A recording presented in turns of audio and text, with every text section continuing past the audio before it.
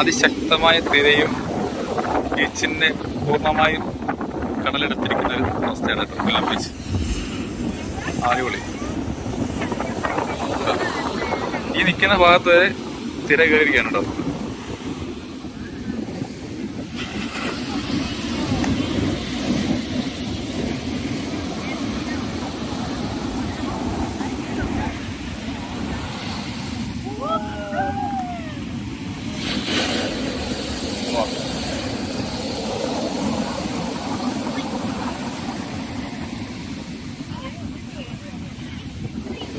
ഗംഭീരമായ കടലിലെ വെള്ളം മനോഹരമാണെന്നത് കാണാൻ കേട്ടോ.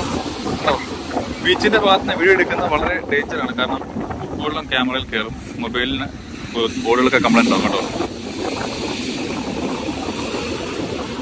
സൗണ്ട് കണ്ടോ, ഒരു രക്ഷയില്ല. പതഞ്ഞ് നുരഞ്ഞ് പൊങ്ങുന്ന കടൽ.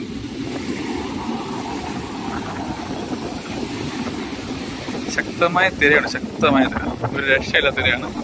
അങ്ങ് നമ്മുടെ ദൂരെ കാണുന്നതാണ് തങ്കശ്ശേരി ലൈറ്റ് ഹൗസ്. ലൈറ്റ് ഹൗസുകൾക്ക് ഒരു പ്രത്യേകത അറിയാമോ? കേരളത്തിന്റെ തീരത്തുള്ള ഓരോ ലൈറ്റ് ഹൗസുകൾക്കും കടലിൽ കൂടെ പോകുന്ന കപ്പലുകൾക്ക് പെട്ടെന്ന് തിരിച്ചറിയാൻ വേണ്ടി ഒരു പ്രത്യേക ടെക്നിക്ക് ഉണ്ട്. അത് അറിയാവുന്നവരൊന്ന് കമന്റ് ചെയ്യുക. ഇല്ലെന്നുണ്ടെങ്കിൽ നിങ്ങൾക്ക് ആവശ്യപ്പെട്ടാൽ നമ്മൾ അത് വിടുന്നതായിരിക്കും. ഓക്കെ, കേരള തീരത്ത് 36ഓളം ലൈറ്റ് ഹൗസുകൾ ഉണ്ടെന്നാണ് അറിവ്.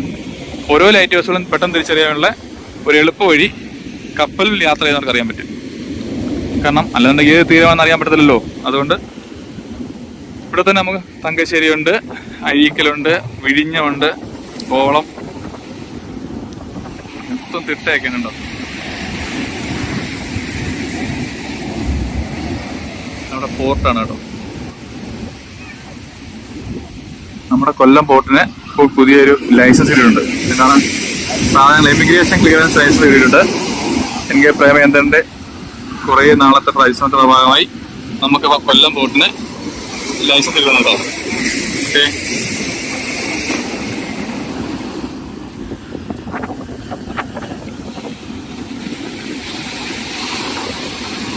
കടലിലെ തിരകൾ കണ്ടുകൊണ്ട് നിൽക്കാൻ മനോഹരമാണ് കേട്ടോ. ഓരോ തവണയും ഓരോ രീതിയിലുണ്ടോ. കടലമ്മയ്ക്ക് കൊടുക്കുന്ന എന്ത് സാധനം കടലമ്മ പുറത്ത് കൊണ്ടുവരും കേട്ടോ. അത് തിരിച്ചതുപോലെ എടുത്തിട്ട് പോകുന്നുണ്ടോ.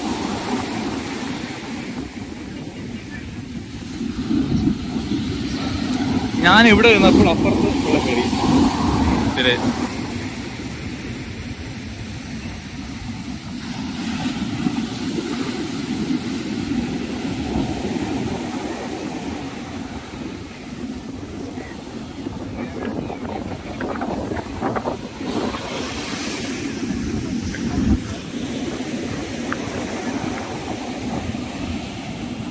കാണാൻ മനോഹരമാണ്. പതഞ്ഞ് പൊങ്ങിയ നുരയും പതയുമായ ഉപ്പ് കാറ്റേറ്റ കടലാണ്.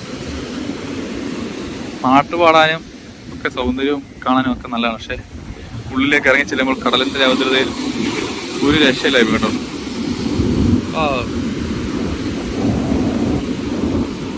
സൗണ്ടിന് തന്നെ എന്ത് മനോഹരമാണ്. കരയൊക്കെ കയറുന്നുണ്ടോ. തിട്ട ഇടിച്ച് മേളിൽ കയറും, ആ തിട്ടയും കൊണ്ട് പോകും. എന്താണ് അവസ്ഥ ഉണ്ടോ.